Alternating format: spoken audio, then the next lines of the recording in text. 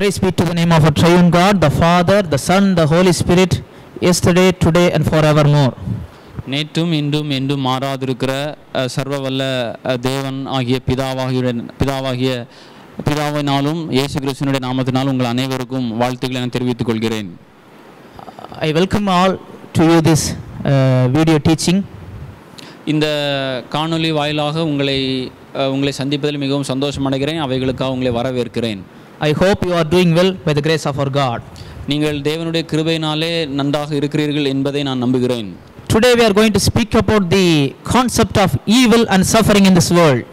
இன்றைய நாளில் நாம் பார்க்க இருக்கிற காரியம் என்னவென்றால் தீமைகளை குறித்தும் பாடுகள் வேதனைகளை குறித்தும் இந்த உலகத்திலே நடக்கிற இந்த காரியங்களை குறித்தும் நாம் பார்க்க இருக்கிறோம். Or to put it in another way, why does a good God, an omnipotent God, an omniscient God allows evil and suffering in this world? இன்னும் மறுமுனையிலே பார்க்க வேண்டுமானால் எதற்கு இந்த அன்புள்ள தெய்வம் சர்வ வல்லமை உள்ள தெய்வம் இந்த தீமையான காரியங்களையும் பாடுகளையும் இவ்வுலகிலே அனுமதிக்கிறார் என்கிறதை நாம் பார்க்க இருக்கிறோம். Why God allows evil and suffering? ஏன் தேவன் இந்த தீமையான காரியங்களை அனுமதிக்கிறார் என்றும் from a biblical perspective, வேதாகம முறையிலிருந்து இவைகளை நாம் பார்க்க இருக்கிறோம். Today many questions are asked by people irrespective of color, race, creed, religion, denomination, etc. concerning this very question. இன்றைய நாளிலும் இந்த தலைப்பை குறித்து இந்த தீமை மற்றும் பாடுகளை குறித்து பல விதங்களிலே பல கோணங்களிலே பலவிதமான நபர்கள் பல கேள்விகளை கேட்பது வழக்கமாக இருக்கு. In every century this question has been raised in every place. இது இந்த நூற்றாண்டில் மட்டுமல்ல, இந்த கேள்வி இது பல நூற்றாண்டுகளாக இந்த கேள்வி மறுபடியும் எழுகிறதை நாம் காண்கிறோம். As Christians who claim that God is a good God, God is an omnipotent God, omniscient God, omnibenevolent God, at the same time admits the presence of the evil and suffering, we should provide a credible answer to this question. கிறிஸ்தவர்களாகிய நாம் எண்ணுவது என்னவென்றால் நம்முடைய தேவன் சர்வ வல்லமை உள்ளவர், நம்முடைய தேவன் சர்வ அன்புள்ளவர், அவர் எங்கும் நீக்கமர நிறைந்திருக்கிறவர் என்று நாம் நம்புகிறோம். ஆனால் அதே வேளையில் இந்த பாடுகள் இந்த வேதனைகள் வழியாக நாம் கடந்து செல்கிற வேளையிலே இப்படி எழும்புகிற கேள்விகளுக்கும் நாம் பதில் கொடுக்க கடமைப்பட்டுள்ளவர்களாக நாம் இருக்கிறோம். A variety of questions. I'm going to list out some of the questions. பல்வேறுபட்ட கேள்விகள் இருக்கிறது. நான் உங்கள் மத்தியிலே அந்த கேள்விகளை படிப்படியாக சொல்லி அதற்கு பதில் தர வேண்டும் என்று விரும்புகிறேன். Question number 1. முதல் கேள்வி என்னவெனில், if God is love, why is there so much evil and suffering in the world? தேவன் அன்புள்ளவராக இருப்பாரானால் பின்பு ஏன் இந்த உலகத்தில் அநேக விதமான தீங்குகளும் மேலும் பாடுகள் வேதனைகளும் இருக்கிறது? The Bible says that God is love. வேதம் சொல்லுகிறது தேவன் அன்பாக இருக்கிறார் என்று. If God is love, why is there evil? தேவன் அன்பாக இருக்கிறார் எனில் பின்பு எதற்கு தீமைகள் அல்லது தீங்குகள்? The second question is, இரண்டாவது கேள்வி என்னவெனில், the torture of the innocent people. கள்ளம் கபடம் இல்லாத பிள்ளைகளுக்கும் அநேக விதமான பாடுகள் ஏன் வருகிறது என்றும். It doesn't matter if a terrorist will suffer. ஒரு தீவிரவாதி ஒரு பாடுகள் வழியாக அல்லது ஒரு வேதனை அவன் அனுபவிப்பான் எனில் அது ஒரு பெரிய காரியம் அல்ல. But innocent people, for example children, when they suffer, we generally people tend to ask the question, why does the innocent people suffer? ஆனால் அதே வேளையில் ஒரு கள்ளம் கபடமற்ற எந்தவித கலங்கமும் இல்லாத மனதை உடைய சிறு குழந்தைகள் போல இருக்கக்கூடிய அநேக நபர்களும் இந்த பாடுகள் வேதனை வழியாக கடந்து செல்கிற வேளையிலே நம்முடைய மனதிற்குள்ளாக அநேக கேள்விகள் எழும்புகிறதை நாம் காண்கிறோம். The third question is concerning the animal suffering. Why do animals suffer? மூன்றாவது கேள்வி என்னவெனில், ஏன் இந்த மிருகங்கள் அப்பாவி மிருகங்கள் ஏன் அவ்வளவு வேதனைப்படுகிறது என்று நமக்கு ஒரு கேள்வி எழலாம். In the beginning of 2020 the Australian wildfire has killed millions of wild animals. 2020 ஆண்டினுடைய தொடக்கத்தில் நாம் ஒரு செய்தியை நாம் கேட்டறிந்தோம். ஆஸ்திரேலியாவிலே உள்ள ஒரு காட்டுப்பகுதியில் அநேக மிருகங்கள் சீரழிந்து அவைகள் கொலை செய்யப்பட்டது என்று. The next question is, why do bad things happen to good people? அடுத்த கேள்வி என்னவெனில், ஏன் நீதிமான்களுக்கும் பலவிதமான பாடுகள் வேதனைகள் தீங்குகள் வருகிறது என்று. if a bad person suffers, it is okay, but a righteous person suffers. Why does that happen? You might have asked this question too. ஒரு துன்மார்க்கனுக்கு ஒரு கெட்ட காரியம் நடக்குமானால் அவர் ஒரு வேதனை வழியாக கடந்து செல்வானால் அது இயல்பு. ஆனால் அதே வேளையில் ஒரு நீதிமானாகிய ஒரு நல்லவனுக்கு ஒரு கேடான ஒரு காரியம் நடக்கும் எனில் அது நமக்குள்ளாக ஒரு கேள்வி எழுப்பக்கூடியதாகவே இருக்கிறது. The next question is, did God himself created evil or just allows it in time? நான்காவது அடுத்த கேள்வி என்னவெனில், தேவனே இந்த தீமையான காரியங்களை உருவாக்கினாரா அல்லது அவைகளுக்கு அவர் அனுமதி அளிக்கிறாரா? The next question is it good to suffer? அடுத்த கேள்வி என்னவெனில், நாம் பாடு அனுபவிப்பது நல்லதா? And the last question is, does Satan have authority over the world? கடைசி கேள்வி என்னவெனில், சாத்தானிற்கு இந்த உலகத்தின் பால் அதிகாரம் இருக்கிறதா? These questions are raised by people who believe in God, who believe in the inerrancy of the Holy Bible. இந்த கேள்விகள் எல்லாம் யாருக்கு எழுகிறது எனில், வேதத்தை படிக்கிறவர்களுக்கும் ஆவிக்குரியவர்கள் என்று சொல்லுகிற பிள்ளைகளுக்குமே இந்த கேள்விகள் எழும்புகிறது. But Bible has answers. ஆனால் வேதமானது இந்த அத்தனை கேள்விகளுக்கும் மிக தெளிவாக பதிலளிக்கிறது.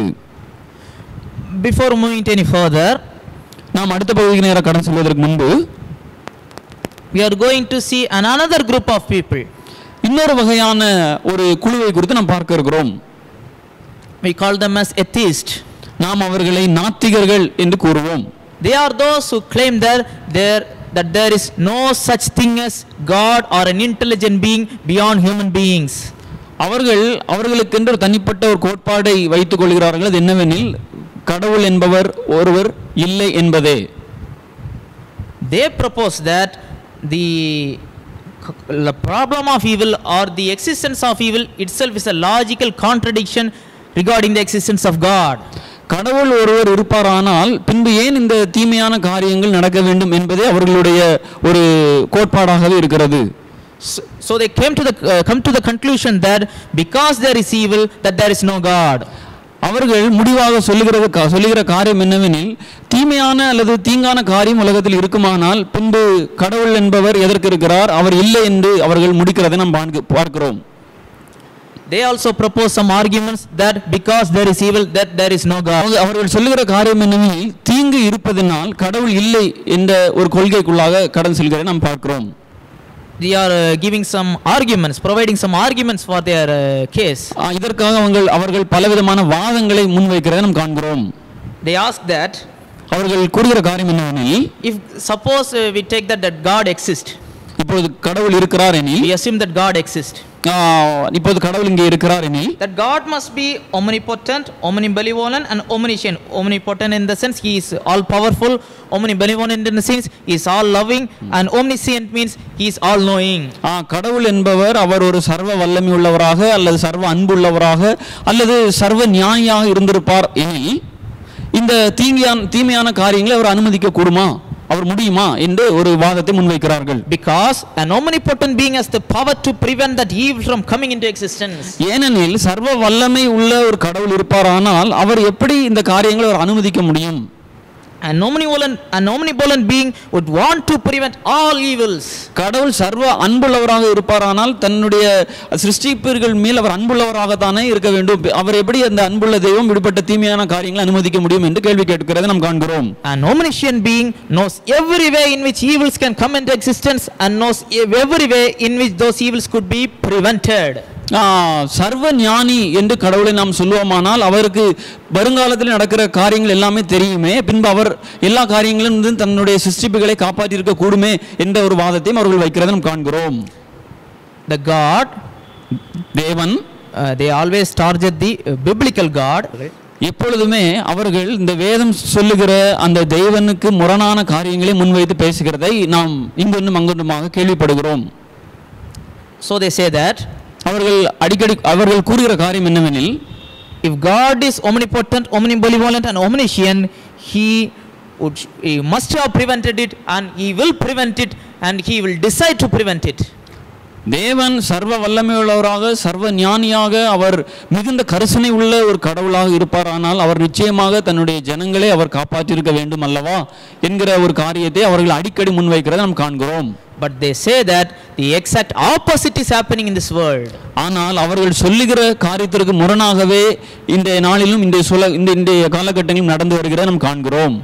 So they came to the conclusion that evil exists, so God does not exist.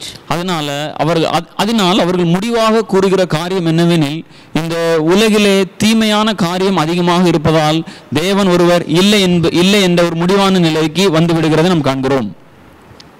But we are going to prove that this is not true. ஆனால் நாம் இந்த நாளில் நாம் பேச இருக்கிற காரியங்கள் மூலமாக, வேதத்தின் மூலமாகவும் இந்த காரியம் சரியான அல்ல என்பதை நாம் நிரூபிக்க போகிறோம். I am going to present you that the biblical God indeed exists, but also evil also exists, but at the same time God has a plan in the existence of evil. இந்த நாளிலும் நாம் பார்க்க இருக்கிற காரியம் என்னவெனில், இந்த உலகிலே தேவன் பாடு மற்றும் தீமையான காரியங்களை அவர் அனுமதிக்கிறார் என்றும், அவர் திரைமறைவிலிருந்து சகல காரியங்களும் அவர் செய்கிறார் என்பதையும் குறித்து நாம் வேதத்தின் அடிப்படையில் பார்க்க இருக்கிறோம். With the exclusion of Christianity, most non-Christian religion and philosophies were attempts to explain the existence of evil. கிறிஸ்தவர்கள் அல்லாத, பெரும்பான்மையான கிறிஸ்தவர்கள் அல்லாத புற மதத்தினரும் வெறும் தத்துவங்களை பேசுகிற அநேக தத்துவ ஞானிகளும் இந்த தீங்கான காரியங்களை குறித்து பேசி அவைகள் இந்த உலகத்திலே இருக்கிறதை முன்வைக்கிறதை நாம் பார்க்கிறோம். We see dualism, that there is two equal powers, good and evil. நாம் இரட்டை கொள்கைகளை நாம் பார்க்கிறோம். அதிலே தீமையான காரியங்களும் இருக்கிறது, நன்மையான காரியங்களும் இருக்கிறது. இரட்டை கோட்பாடு என்று அவைகள் நாம் கூறுவோம். That will always exist. அது எப்பொழுதுமே இந்த உலகத்திலே இருக்கிறது. Dualism says like that. இரட்டை கோட்பாடு இவை தான் விளக்குகிறது. And polytheism, the belief in many gods, some gods are good, some gods are evil. They will continue to battle. பல தெய்வ கொள்கை, அதாவது பல தெய்வ கொள்கைகள் கொண்டு முன் செல்பவர்கள் இந்த காரியத்தை அதிகமாக முன்னிறுத்தி பேசுகிறதை நாம் காண்கிறோம். And there are others from the Eastern pantheism, Eastern religions, and in the Christian science they say that evil is just an illusion, that is not a real thing, that is only running in your mind, there is no such thing as evil at all.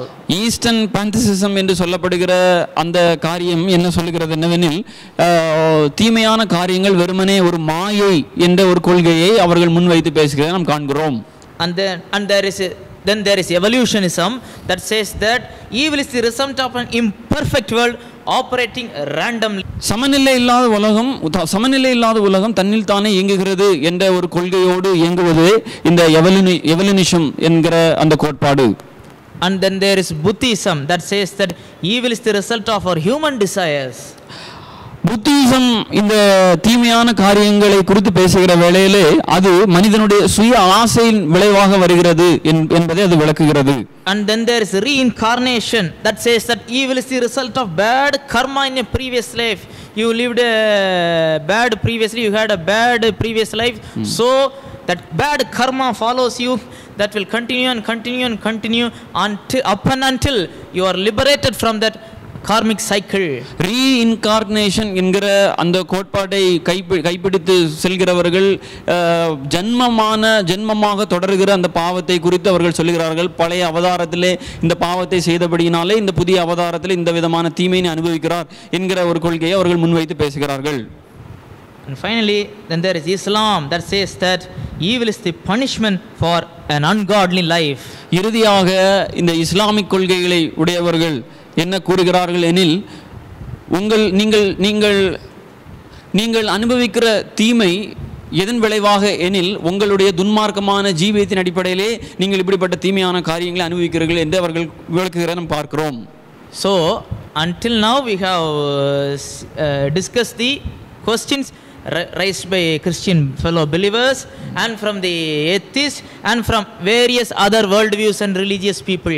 தற்போது வரை நாம் பேசிக்கொண்டிருக்கிற காரியம் என்னவெனில், கிறிஸ்தவத்திலும் மேலும் நாத்திகர்கள் மத்தியிலும் பிற மதத்தினர் எழுப்புகிற இந்த தீங்கான இந்த பாடுகள் வேதனைகள் மத்தியில் அவர்கள் எழுப்புகிற கேள்விகளை குறித்து நாம் பார்த்து கொண்டு வருகிறோம். Does the Bible have any answers concerning this evil? நாம் கேட்கலாம், இது வேதத்திலே இதற்கான பதில் ஏதேனும் இருக்கிறதா என்று. Yes, certainly. நிச்சயமாக வேதத்திலே இதற்கு அநேக பதில்கள் இருக்கிறது. Before providing a solution for the problem of evil, first the Bible declares and admits that evil is existent in this world. பாடுகள் வேதனைகளிலிருந்து நாம் எவ்வாறு வெளியே வருவது என்பதை குறித்து நாம் பேசுவதற்கு முன்பாக இந்த பாடுகள் வேதனைகள் இந்த உலகத்திலே இருக்கிறது என்கிற கருத்தை இந்த வேதம் எவ்வாறு சொல்கிறது என்பதை நம் வேதத்திலிருந்து நாம் பார்க்க இருக்கிறோம். Let me read a scripture from the Holy Bible. Psalms chapter 40 verse 12. For innumerable evils have compassed me about, mine iniquities have taken hold upon me, so that I am not able to look up. They are more than the hairs of my head. Therefore my heart faileth me. சங்கீதம் 40வது அதிகாரம் 12வது வசனத்திலே பக்தன் இவ்வாறு பாடுகிறார். எண்ணிக்கைக்கு அடங்காத தீமைகள் என்னை சூழ்ந்து கொண்டது, என் அக்கிரமங்கள் என்னை தொடர்ந்து பிடித்தது, நான் நிமிர்ந்து பார்க்க கூடாது இருக்கிறது, அவைகள் என் தலைமயிரும் அதிகமாக இருக்கிறது, என் இருதயம் சோர்ந்து போகிறது. Let me read you another scripture reference, the book of Jeremiah chapter 15 verse 18. நான் இன்னொரு வேதத்திலிருந்து இன்னொரு வசனத்தையும் நான் வாசிக்க விரும்புகிறேன். எரேமியா தீர்க்கதரிசியின் புத்தகம் 15வது அதிகாரத்தினுடைய 18வது வசனம். Why is my pain perpetual and my wound incurable, which refuseth to be healed? Will thou be altogether unto me as a liar and as waters that fail? என் நோவு நித்திய காலமாகவும் என் காயம் ஆறாத கொடிய புண்ணாகவும் இருப்பானே. நீர் எனக்கு நம்பப்படாத ஊற்றை போலவும் வற்றி போகிற ஜலத்தை போலவும் இருப்பீரோ.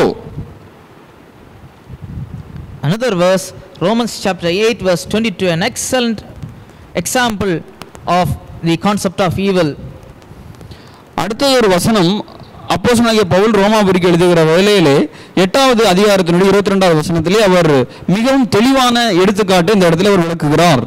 For we know that the whole creation groaneth and travaileth in pain together until now. ஆகையால் நமக்கு தெரிந்திருக்கிறபடி இதுவரைக்கும் சகல சிருஷ்டியும் ஏகமாய் தவித்து பிரசவ வேதனை படுகிறது. So that we know that the Bible doesn't cover up the concept or doesn't try to hide the concept or doesn't try to nullify the concept of evil, but it openly agrees and declares that evil is currently prevalent upon this age. வேதம் ஒருபோதும் இந்த தீமையான காரியங்கள் வராதென்றோ அவைகளை ஒளித்தோ மறைத்தோ ஏதோ ஒரு வகையில் அவைகளை ஒளித்தோ இவைகளை பேசவில்லை. அவைகள் முற்றிலுமாக இவைகளை நாம் சந்திக்க வேண்டும், இவைகளை நாம் அனுபவிக்க வேண்டும் என்பதை அது திட்டம் தெளிவுமாக புதிய ஏற்பாட்டிலும் பழைய ஏற்பாட்டிலும் அவைகள் விளக்குகிறது. Then what is actually evil? அப்படியானால் உண்மையாகவே தீமை என்றால் என்ன? Each person has his own unique has his own definition concerning the concept of evil. நீங்கள் ஒவ்வொருவரும் இதற்கென்று தனிப்பட்ட முறையிலே ஒரு விளக்கத்தை நாம் கொடுக்கலாம். Some people could even say that I didn't catch the bus in the right time, that is evil for me. சிலர் கூறலாம், எனக்கு கரெக்டான சரியான வேளையிலே இந்த ஒரு பேருந்தை எனக்கு பிடிக்க முடியவில்லை, அது ஒரு தீமையான காரியம் என்று அவர்கள் கூறலாம். This food doesn't taste good, this is evil. இந்த சாப்பாடு எனக்கு ருசிகரமாக இல்லை, இது தீமையான காரியம் என்று சிலர் கூறலாம். I don't have enough money, that is evil. எனக்கு போதுமான அளவுக்கு செல்வம் ஐஸ்வர்யம் இல்லை, அது எனக்கு ஒரு தீமையான காரியம் என்று சிலர் கூறலாம். I don't have a good house, that is evil. எனக்கு வீடு இல்லை, அது ஒரு தீமையான காரியம். I don't have a good health, that is evil. எனக்கு போதுமான ஆரோக்கியம் இல்லை, அது ஒரு தீமையான காரியம் என்று கூறலாம். My enemies are prospering, that is evil. என்னுடைய எதிரிகள் செழித்து மேலோங்கி வளருகிறார்கள், அது ஒரு தீமையான காரியம் என்று கூறலாம். Nothing is happening according to what I desire, that is evil. என்னுடைய விருப்பத்திற்கு மாறாகவே சகல காரியங்களும் நடந்து கொண்டிருக்கிறது, அது ஒரு தீமை என்று அநேகர் கூறலாம். Each one has his own definition. ஒவ்வொருத்தருக்கும் தனிப்பட்ட முறையிலே இந்த தீமையான காரியத்தை குறித்து தனிப்பட்ட முறையிலே ஒவ்வொருவரும் ஒவ்வொரு விளக்கத்தை கொடுக்கலாம். A simple definition would be evil is the lack of what is good and the lack of what is needed for an abundant, fulfilling, happy life. தீமையான காரியம் என்பது என்னை பொறுத்த அளவிலே வேதத்தை சார்ந்தவனாக நான் பேசுகிற வேளையிலே இந்த தீமையான காரியம் என்பது நன்மைக்கு புறம்பானதும் எது தேவையோ அந்த தேவையான காரியங்கள் நடக்காததுமே தீமையாகவே விளங்குகிறது. Blindness, because sight is good. பார்ப்பது ஒரு நன்மையான காரியம், ஆனால் பார்வை இல்லாமல் இருப்பது ஒரு தீமையான காரியமாக இருக்கிறது. Also, hunger is evil because food is good. பசி என்பது ஒரு தீமையான காரியம், ஏனெனில் ஆகாரம் என்பது ஒரு நன்மையான காரியமாக இருக்கிறபடினால். Disease is evil because health is good. நோய் என்பது ஒரு தீமையான காரியம், ஏனெனில் ஆரோக்கியம் நல்லதாக காணப்படுகிறதால். So what we can say is, அதனால் நான் கூறுகிற காரியம் என்னவெனில், the exact opposite of what is goodness is evil. நன்மைக்கு முரணான எந்த காரியமாக இருந்தாலும் அவை தீமையாக இருக்கிறது. So what is goodness? அப்படியானால் நன்மையான காரியம் என்றால் என்ன? I can say that what God defines as good, consistent with his nature and purposes, is good. தெய்வத்தினுடைய ஆதீனத்தின் பிரகாரமாக அவருடைய நோக்கமும் அவருடைய திட்டமும் எப்பொழுதுமே நன்மையாகவே இருக்கிறது. Because we read in the first chapter of the Holy Bible that God created everything in 6 days and he saw everything and declared it as good. நாம் ஆதியாகம புத்தகத்திலே வாசிக்கிற வேளையிலே தேவன் எல்லாவற்றையும் படைத்துவிட்டு இது நல்லது என்று அவர் கண்டார் என்று வேதத்திலே வாசிக்கிறோம். Also the Bible says in Psalms 4:5 that God is good. மேலும் சங்கீதக்காரன் தன்னுடைய சங்கீத புத்தகத்தில் 5வது அதிகாரத்தினுடைய 4வது வசனத்திலே சொல்லுகிறார், தேவன் நல்லவராக இருக்கிறார் என்று. Until now we have seen that there are many questions concerning the concept of evil. தற்போது வரை இந்த தீமையான காரியங்களை குறித்து பலவிதமான விவாதங்கள் நடந்து வருகிற வேளையிலே there are people who say that there is no God because there is evil. அநேகர் கூறுகிற காரியம் தீமையான காரியங்கள் இருக்கிறபடியினாலே தேவன் ஒருவர் இல்லை என்று. And there are those who present many unbiblical arguments for the existence of evil. வேதத்திற்கு ஒவ்வாத சில காரியங்களை அநேகர் விவாதிக்கிறதையும் இந்த தீமையான காரியங்களை குறித்து விவாதிக்கிறதையும் நாம் பார்க்கிறோம். And also that the Bible admits the presence of evil, and also the Bible defines what is evil and what is good. வேத புத்தகம் இந்த தீமையான காரியங்கள் இருக்கிறது என்றும் அதற்கான வழிகளையும் திட்டமும் தெளிவுமாக அவைகள் விளக்குகிறது. And now we will move on to the different kinds of evil. இந்த வேளையிலும் தற்போது நாம் இந்த தீமையான காரியங்களுடைய வகைகளை குறித்து நாம் பார்க்க இருக்கிறோம். We can categorize the concept of evil into 4 different categories. நாம் இந்த தீமையான காரியங்களை குறித்து 4 விதமாக பிரித்து பகுத்து நாம் பார்க்க முடியும். The first is physical evil or natural evil. முதலாவது காரியம் இயற்கை சம்பந்தப்பட்ட சில தீமைகள் அல்லது நம்முடைய உடல் சம்பந்தப்பட்ட சில தீமைகள். Basically that is caused by ignoring natural laws. இவைகள் எவ்வாறு நடக்கிறது எனில், நாம் இயற்கை விதிகளுக்கு அப்பாற்பட்ட சில காரியங்கள் செய்கிற வேளையிலே அந்த தீங்குகளை நாம் அனுபவிக்கிறோம். For example, accidents. சில விதமான விபத்துகள். Because two physical objects cannot occupy the same place at the same time. இரண்டு பொருட்கள் ஒரே நேரத்தில் ஒரே இடத்தில் ஒருபொழுதும் இருக்க முடியாது. That attempt would result in an accident. இந்த காரியம் அப்படி ஒரே இடத்தில் இருக்க அவைகள் விரும்பமானால் அங்குதான் விபத்து நேரிடுகிறது. Volcanic eruptions, சில விதமான எரிமலை வெடிப்புகள், tsunamis, நாம் சில ஆண்டுகளுக்கு முன்பாக சந்தித்த ஆழி பேரலை, natural disasters, சில இயற்கை பேரிடர்கள், tornadoes, சுழலிகள், viruses, சில விதமான நுண்கிருமிகள், flood, வெள்ளங்கள், diseases, நோய்கள். These all occur because of ignoring the natural laws. இயற்கைக்கு அப்பாற்பட்டு சிலவைகள் நடப்பதனாலே இவ்விதமான தீங்குகளை நாம் அனுபவிக்கிறோம். And second, there is moral evil. இரண்டாவது காரியம் அறநெறி தீங்குகள். That is primarily caused by violating God's moral laws that is provided in the Holy Bible. தேவனால் கொடுக்கப்பட்ட சில கட்டளைகளும் கற்பனைகளும் நாம் மீறுகிற வேளையிலே நாம் அப்படிப்பட்ட சில தீங்குகளை சந்திக்க நேரிடக்கூடும். Wickedness, sin, selfishness, pride, lust, hatred, sinful, anger and so on.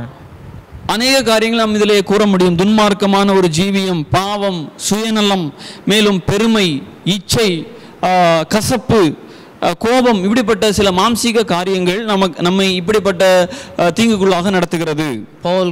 Apostle Paul clearly identifies that in the book of Galatians chapter 6 and Romans chapter 3. அப்போஸ்தலனாகிய பவுல் இந்த காரியத்தை குறித்து திட்டம் தெளிவாக கலாத்தியர் 6வது அதிகாரம் 5வது வசனத்திலே விளக்குகிறார். And also our Lord Jesus Christ elucidates that in his by saying that what comes out of his mouth causes evil. இயேசு கிறிஸ்து இதை குறித்து விளக்குகிற வேளையிலே மார்க்கின் புத்தகம் 7வது அதிகாரம் 20 முதல் 23 வரை வாசிக்கிற வேளையிலே அங்கு அவர் கூறுகிற காரியம் என்னவெனில், வெளியே இருந்து உள்ளே செல்கிறது அல்ல, உள்ளிருந்து எவைகள் வெளியே வருகிறதோ அவைகளே பலவிதமான தீங்குகளை ஏற்படுத்துகிறது என்று. So evil is also caused by man's wickedness, that is by violating the God's moral standards. தேவனுடைய சில கற்பனைகளுக்கும் சில நியமங்களுக்கும் முரணான சில காரியங்களை மனிதன் செய்கிற வேளையிலே அங்கு நாம் சில தீமையான காரியங்களை சந்திக்க கூடும் என்று வேத புத்தகம் திட்டம் தெளிவுமாக கூறுகிறதை நாம் பார்க்கிறோம். And third, that there is supernatural evil, that is beyond natural ability, evil is occurring. மூன்றாவது காரியம் என்னவெனில், இயற்கைக்கு அப்பாற்பட்ட சில தீமைகளை நாம் சந்திக்கிறோம். That is primarily because of the Satan and his demonic activities. அவைகள் பொதுவாக இதனால் நடக்கிறது எனில் சாத்தானாலும் அவனால் உண்டாக்கப்பட்ட சில கிரியைகள் மூலமாகவும் அவைகள் நடக்கிறது. Isaiah chapter 14 verse 11 to 14 speaks about the evil operated the evil occurring from the side of Satan through the king of Babylon, behind the king of Babylon. ஏசாயா 14வது அதிகாரத்தினுடைய 11 முதல் 14 வரை உள்ள வசனங்களை நாம் வாசிக்கிற வேளையிலே அங்கு சாத்தான் பாபிலோன் ராஜாவினுடைய பின்புறமாக இருந்து செயல்படுகிறதை நாம் பார்க்கிறோம். And in Ezekiel chapter 28 he is operating behind the king of Tyre. எசேக்கியேல் 28வது அதிகாரம் 13, 14 மற்றும் 17வது வசனங்களை நாம் வாசிக்கிற வேளை அங்கு தீரு ராஜாவின் பின்பாக இருந்து சாத்தான் செயல்படுகிறான் பார்க்கிறோம். And in Luke chapter 4 verse 5 to 6 says that Satan is operating behind the worldly politics and wealth. லூக்கா சுவிசேஷன் புத்தகம் 4வது அதிகாரம் 5, 6 வசனங்களை வாசிக்கிற வேளையிலே சாத்தான் இந்த உலக கோட்பாடுகளுக்கு பின்பாக, உலக அரசியல்களுக்கு பின்பாக, உலக செழிப்பிற்கு பின்பாக இருந்து செயல்படுவதை நாம் பார்க்கிறோம். And in 1 John chapter 5 verse 19 says that Satan is behind the world system. 1 யோவான் 5வது அதிகாரம் 19வது வசனத்தை நாம் வாசிக்கிற வேளையிலே இந்த ராஜ்யத்தை சாத்தான் அவனுடைய ஆளுகைக்கு உட்படுத்தி அந்த ராஜ்யத்திற்குள்ள அவன் கிரியை செய்கிறான் என்று நாம் பார்க்கிறோம். And fourthly, some theologians propose that there is an eternal evil called the evil of hell.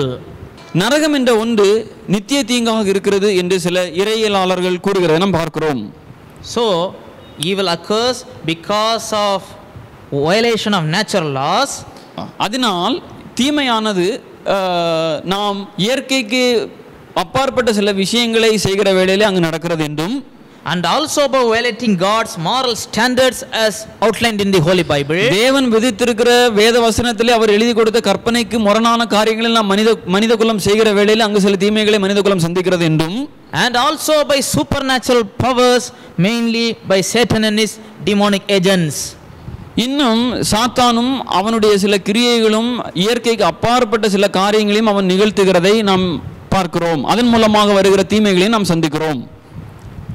So we should have a clear understanding that there is evil in this world. அதனால் நாம் புரிந்து கொள்ள வேண்டிய காரியம் என்னவெனில், இந்த உலகத்திலே தீங்குகள் இருக்கிறது என்றும், and also that we should only know about evil through his God's written revelation. தேவன் எழுதி கொடுத்த அந்த தெய்வீக வெளிப்பாட்டின் மூலமாகவே இந்த தீங்கான காரியங்களை நாம் புரிந்து கொள்ள முடியும் என்றும், not by through some people's ideologies, பலவிதமான தத்துவ கோட்பாடுகள் மூலமாக இவைகளை நாம் புரிந்து கொள்ள முடியாது என்றும், and also evil comes through humans through different means and mediums. இன்னும் இந்த மனித குலத்தை இந்த தீமையான காரியங்கள் பலவிதமான வழிகளிலே அவைகள் சந்திக்கிறது என்றும் நாம் புரிந்து கொள்ள முடியும். Atheists also agree that evil exists in this world as we do. நாத்திகர்களும் இந்த உலகத்திலே தீங்குகள் இருக்கிறது என்பதை அவர்கள் விசுவாசிக்கிறார்கள். But the major difference that separates the two of us is, அவர்களையும் நம்மையும் பிரிக்கிற ஒரே ஒரு காரியம் என்னவெனில், they say that God does not exist, we say that God does exist and also God allows evil. அவர்கள் நாத்திகர்கள் கூறுகிற காரியம் என்னவெனில், தேவன் இல்லை என்ற மறுப்பு கோட்பாட்டையும் அவர்களுக்கும் நமக்கும் இருக்கக்கூடிய ஒரே ஒரு வித்தியாசம் என்னவெனில், நாத்திகர்கள் பொதுவாக தேவன் இல்லை என்ற ஒரு கொள்கையை கொண்டுள்ளார்கள். ஆனால் நாமோ தேவன் இதற்கு பின்பாகவே இருக்கிறார் என்றும் தேவனை இவைகளை அனுமதிக்கிறார் என்பதையும் நாம் விசுவாசிக்கிறோம். Not only we should have a clear perspective on the concept of evil, but also we should have a clear perspective concerning the existence of God from the Holy Bible.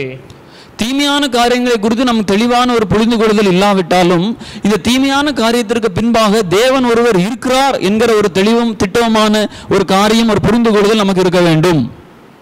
Atheists say that நாத்திகர்கள் கூறுகிற காரியம் என்னவெனில், because evil exists in different mediums, God should not exist or God does not exist. பலவிதமான தீங்குகளை நாம் சந்திக்கிற காரியங்கள் வருகிற வேளையிலே இந்த நாத்திகர்கள் கூறுகிற காரியம் என்னவெனில், தேவன் இல்லை என்பதே. But we say that God does exist. ஆனால் நாம் கூறுகிற காரியம் என்னவெனில், தேவன் ஒருவர் இருக்கிறார் என்பதே.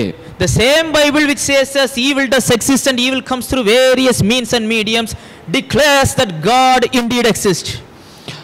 இதே வேத புஸ்தகமே சொல்லுகிறது, நாம் பலவிதமான தீமைகளை சந்திக்க வேண்டும் என்றும், இந்த தீமைகள் பல விதங்கள் நம்மை சந்திக்கிறது என்றும் நாம் இதே வேத புஸ்தகம் கூறுகிற வேளையிலே தேவனும் இருக்கிறார், தேவனும் திரைமறைவிலே செயல்படுகிறார் என்பதையும் இந்த வேத புஸ்தகமே கூறுகிறது. The Bible does not attempt to prove the existence of God, but it declares the existence of God. வேத புஸ்தகம் தேவன் இருக்கிறார் என்பதை நிரூபிக்க முயற்சிக்கவில்லை, மாறாக அது தேவன் இருக்கிறார் என்பதே ஒரு திட்டம் தெளிவுமாக கூறுகிறது.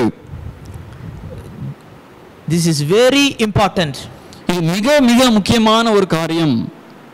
You are not going to get the solution for the existence of evil just by accepting the fact that there is evil. நாம் இந்த உலகத்திலே சில தீமையான காரியங்களை சந்திக்கிற பொழுது அந்த தீமையான காரியங்களை நம்புவதனால் மட்டும் நமக்கு தீர்வு கிடைத்து விடாது. But we have to look upon the solution. The only solution is by accepting the fact that God indeed exists and He has a great plan in reversing the evil. ஆனால் இந்த தீமையான காரியங்களை நாம் சந்திக்கிற வேளையிலே இதற்கு பின்பாக தேவன் இதை குறித்தான ஒரு திட்டமும் இதை குறித்தான ஒரு நோக்கம் இருக்கிறதே என்பதை நாம் திட்டமும் தெளிவுமாக புரிந்து கொள்ள வேண்டியது அவசியமாக இருக்கிறது. God exists. தேவன் உயிரோடு இருக்கிறார். The biblical God is full of divine omni attributes, that is omnipresence, omnipotent, omniscience and all fullness of divine attributes. தேவன் தெய்வீக சில குணாதிசயங்களோடு அவர் சர்வ ஞானியாக, சர்வ வல்லமை உள்ளவராக, சர்வ அன்புள்ளவராக நீக்கமற நிறைந்திருக்கிறார். That is outlined throughout the Holy Bible. இதுவே நாம் வேத புத்தகத்திலே ஒரு நூலிலே போல நாம் பார்க்கிறோம். This may seem contradictory to you. இது ஒருவேளை உங்களுடைய வாழ்விலே ஒரு முரணாக காணப்படலாம். God exists. தேவன் இருக்கிறார். He is omnipotent. அவர் சர்வ வல்லமை உள்ளவர். He is omniscient. அவர் சர்வ ஞானி. He is omnibenevolent. அவர் சர்வ அன்புள்ளவர். But at the same time evil also exists in this world. ஆனால் அதே வேளையில் இந்த உலகத்திலே தீமையான காரியங்கள், தீங்கான காரியங்களும் இருக்கிறது. Why did God allows that? தேவன் இவைகளை ஏன் அனுமதிக்கிறார்? When people are encountered with the problem of evil, மக்கள் இந்த தீங்குகளை நேர்முகமாக சந்திக்கிற வேளையிலே variety of responses came from every kind of people. பலவிதமான மறுமொழிகள் வருகிறதை நாம் கேட்கிறோம். One example I can quote to you is from Larry King. He is a famous media personality. நான் lorry king என்கிற ஒரு மனிதனை குறித்து அவர் கூறுகிற சில காரியங்களை குறித்து உங்கள் மத்தியிலே பேச விரும்புகிறேன். He is actually an agnostic. Agnostic is one who does not know whether a God exists or not. அவர் ஒரு குறிப்பிட்ட ஒரு குழுவை சேர்ந்தவர். அவர் என்னவெனில் தேவன் இருக்கிறாரா இல்லையா என்பதை குறித்தான தெளிவான ஒரு புரிதல் இல்லாத ஒரு குழுவை சேர்ந்தவர். He says that அவர் கூறுகிற காரியம் என்னவெனில், because this concept is seemingly contradictory. On one hand, God is good, omnipotent, omnipresent, omnibenevolent. On other hand, evil is existing and increasing day by day. I can't understand, I can't accept the fact that God exists. அவர் கூறுகிற காரியம் எனில், என்னால் ஒருபொழுதும் புரிந்து கொள்ள முடியவில்லை. தேவன் இருக்கிறார் எனில் அவர் சர்வ வல்லமை உள்ளவர் என்று கூறுகிறீர்கள், அவர் சர்வ அன்புள்ளவர் என்று கூறுகிறீர்கள், சர்வ ஞானி என்று கூறுகிறீர்கள். பின்பு ஏன் இந்த தீமையான காரியங்கள் இந்த உலகத்திலே நாளுக்கு நாள் அதிகமாகிக் கொண்டே செல்கிறது என்பதை அவர் கூறுகிறதை நாம் பார்க்கிறோம். There is another kind of response from some group of people. இன்னும் சில விதமான மறுமொழியை கூறுகிறதை நாம் பார்க்கிறோம். When bad things happen to good people, they say that God is not omnipotent. ஒரு தீமையான காரியம் ஒரு நீதிமானுக்கு நடக்கிற வேளையிலே ஒரு குறிப்பிட்ட குழுவை சேர்ந்தவர்கள் இப்படியாக கூறுகிறார்கள், தேவன் சர்வ வல்லமை உள்ளவர் அல்ல என்பதை அது விளக்குகிறது என்று அவர் கூறுகிறதை பார்க்கிறோம். Example is Rabbi Harold Kushner. Rabbi Harold Kushner என்கிற ஒரு நபர் இந்த காரியத்தை குறித்து அவர் கூறுகிறதை பார்க்கிறோம்.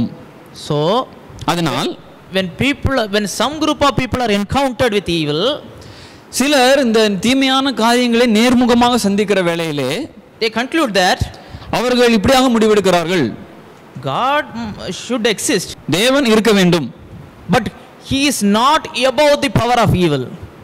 ஆனால் இந்த தீமையான காரியங்களுக்கு அவர் மேலானவர் அல்ல என்கிற ஒரு முடிவுக்குள்ளாக அவர் சென்று விடுகிறார் பார்க்கிறோம்.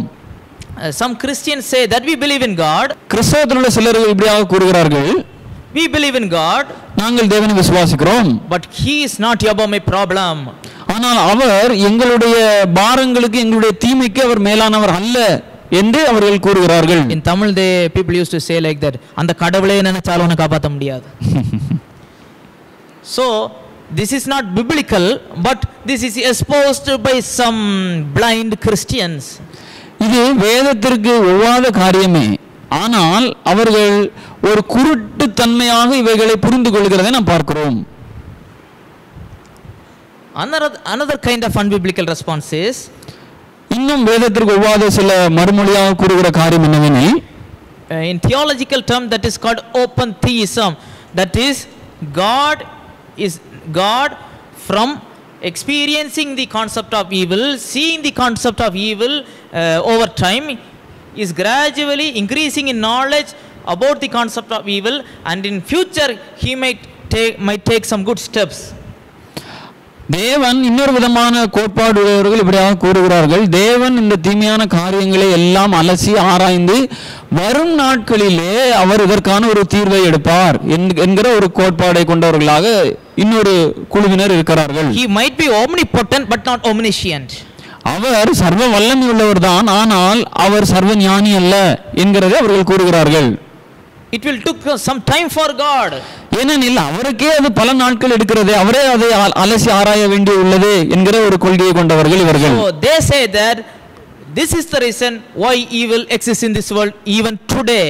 அதனால் தான் இவர்கள் கூறுகிற காரியம் என்னவெனில், இதன் காரணமாகவே இந்த உலகத்திலே இன்னும் தீமையான காரியங்கள் அதிகமாகிக் கொண்டிருக்கிறது என்கிற ஒரு கருத்தை அவர்கள் முன்வைக்கிறார்கள்.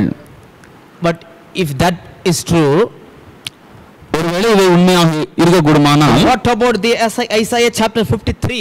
ஏசாயா 53 அதிகாரத்தை குறித்து நாம் என்ன கூறுவோம்? That chapter clearly outlines the sufferings of the Messiah and also the resurrection of the Messiah and his coming reign.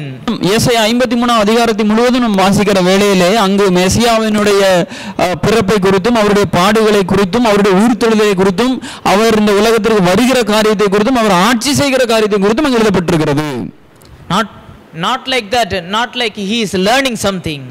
அவர் ஏதோ ஒன்றை கற்றுக்கொண்டிருக்கிறார் என்பதை போல அந்த இடத்துல நாம் எழுத பார்க்கவில்லை. Also, if you read in the book of Revelation, God has clearly outlined and declared and blueprinted the future events of this world. நாம் வெளிப்படுத்தின விஷயத்தை நாம் வாசிக்கிற வேளையிலே வரும் நாட்களில் என்னென்ன நடக்கிறது என்பதை குறித்தான திட்டவட்டமான ஒரு தகவலை நம்ம இந்த இடத்துல நாம் பார்க்கிறோம். God is omniscient, not unlike some people claim.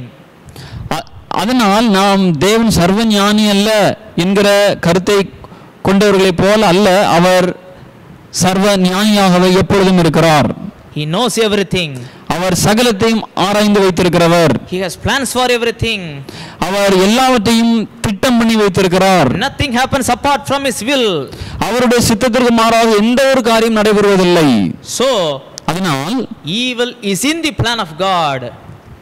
இந்த தீமையான காரியமும் அவருடைய திட்டத்திற்குள் அடங்கி இருக்கிறது. Not apart from his hands. அது அவருடைய கரத்திற்கு மாறான ஒரு கிரியை அல்ல. So Christians should not jump to the opposite ends. அதனால் கிறிஸ்தவர்களாகிய நாம் எதிர் மூலைக்கு சென்று விடாது கவனமாக இருப்போம். So we as Christians must be cautious about our understanding on the concept of evil and suffering. ஆகையால் கிறிஸ்தவர்களாகிய நாம் இந்த தீமையான காரியங்களை குறித்தும் இந்த பாடுகளை குறித்தான புரிந்து கொள்வதிலே மிகவும் மிகவும் கவனம் உள்ளவர்களாக நாம் இருக்க வேண்டும். We are going to conclude our first session right here. இப்பொழுது நாம் முதல் பாகத்தை நாம் முடித்துக் கொள்ள இருக்கிறோம்.